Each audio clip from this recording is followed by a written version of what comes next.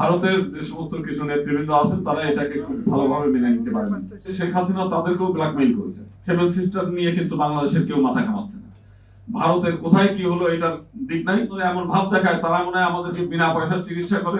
আজকে কলকাতায় হাহাকার বাংলাদেশকে নিয়ে একটি চক্রান্ত চরম আকার ধারণ করেছে এবং এটা এই গত 5 তারিখে বাংলাদেশের সেই ফ্যাসিবাদী স্বৈরাচারিণী শেখ হাসিনার পলায়নের পর থেকেই বাংলাদেশ থেকে তার সঙ্গীরা যারা এই দেশ ছেড়ে ভারতের বিভিন্ন প্রান্তে অবস্থান করেছেন তারা ওখানে বসে একের পর এক নানা ধরনের ষড়যন্ত্র চলছে। বাংলাদেশের বর্তমান যে সরকার সেই ইউনূস সরকারকে অস্থিতিশীল করা, অকার্যকর করার নানাবিধ প্রচেষ্টা, একটার পর একটা প্রচেষ্টা তারা করেই যাচ্ছে। Double million offer Walton fridge কিনে পেতে পারেন 20 লক্ষ টাকা, রয়েছে কোটি কোটি টাকার নিশ্চিত উপহার। এবং আমরা বিভিন্ন সময় যেখানে আলাপ আলোচনা করি, এই যে আজকে যে ইউনূস সরকার, এটা বাংলাদেশের শুধুমাত্র মুসলিম সম্প্রদায়ের স্বপ্ন তা না। এই দেশের আপামর জনসাধারণ হিন্দু, মুসলিম, বৌদ্ধ, খ্রিস্টান প্রত্যেক সম্প্রদায়ের প্রতিটি মানুষের স্বপ্ন ছিল এরকম একটি সরকার আসবে। কারণ কোনো অবস্থাতেই দানবের মতো, দৈত্য দানবের মতো বসে থাকা এই স্বৈরাচারকে হটাতে পারছিল না কেউই। কোনো গণতান্ত্রিক সরকারই এটাকে সরাতে পারছিল না। আমাদের পরম সৌভাগ্য যে আমাদের ছাত্ররা এবং পরবর্তীকালে ছাত্র সহ অভিভাবক এবং সাধারণ জনতা ঐক্যবদ্ধভাবে সন্ত্রাসী এবং স্বৈরাচারিণীকে বিদায় করা হয়েছে।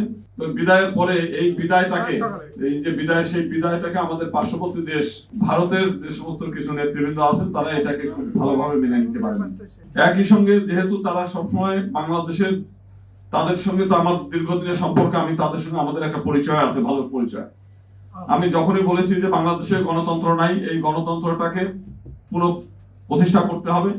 যদি গণতন্ত্র না থাকে তাহলে এই দেশে জঙ্গিবাদ আবির্ভাব হবে, এই দেশে নানা ষড়যন্ত্রের জাল বিস্তার হবে, যেটা শুধু বাংলাদেশের জন্য ক্ষতিকর তা না, ভারতের পেটের মধ্যে একটি রাষ্ট্র, সেই রাষ্ট্রে যদি সন্ত্রাসবাদ, জঙ্গিবাদ উদ্ভব হয় সেটা ভারতের জন্য চরম ক্ষতি। কিন্তু তারা আমাদের কথা খুব একটা কান দেয় নাই। তাদের মনে করেছে শেখ হাসিনা তাদেরকেও ব্ল্যাকমেইল করেছে। সে বলছে যে আমরা যদি না থাকি, শেখ হাসিনা যদি না থাকে তাহলে ভারতের সেভেন সিস্টার থাকবে না। এবং তাদের মাথার মধ্যে এইটা এমন বদ্ধমূল ধারণা হয়েছিল যে ওই ক্যাসেটের মতো বাস্তব, যে কোনো নেতার কাছে গেলেই তাদের কাছে ওই জিনিসটা পাবে। আজকে দেখেন শেখ হাসিনার তো পতন হয়েছে, দীর্ঘদিন তিনি দেশ ছেড়ে পালিয়েছেন এবং সে সহ তার সাঙ্গপাঙ্গ সবাই। সেভেন সিস্টার নিয়ে কিন্তু বাংলাদেশের কেউ মাথা ঘামাচ্ছে না। তার মানে আমি যতবার বলেছি যে সেভেন সিস্টারের দিকে বাংলাদেশের জনগণের তাকানোর সময়ও নেই। কারণ এই দেশের জনগণ অত্যন্ত কর্মঠ জাতি। ভারতের কোথায় কি হলো এটার দিক নাই, বরং আমাদের দেশের মানুষ যখন সুখ স্বাচ্ছন্দ্য থাকে, যখন একটু কাজকর্ম কম থাকে, এই দেশের টাকা নিয়ে ভারতের প্রান্তে প্রান্তে ঘুরতে যায় এবং ভারতকে সমৃদ্ধ করে বাংলাদেশের টাকায়।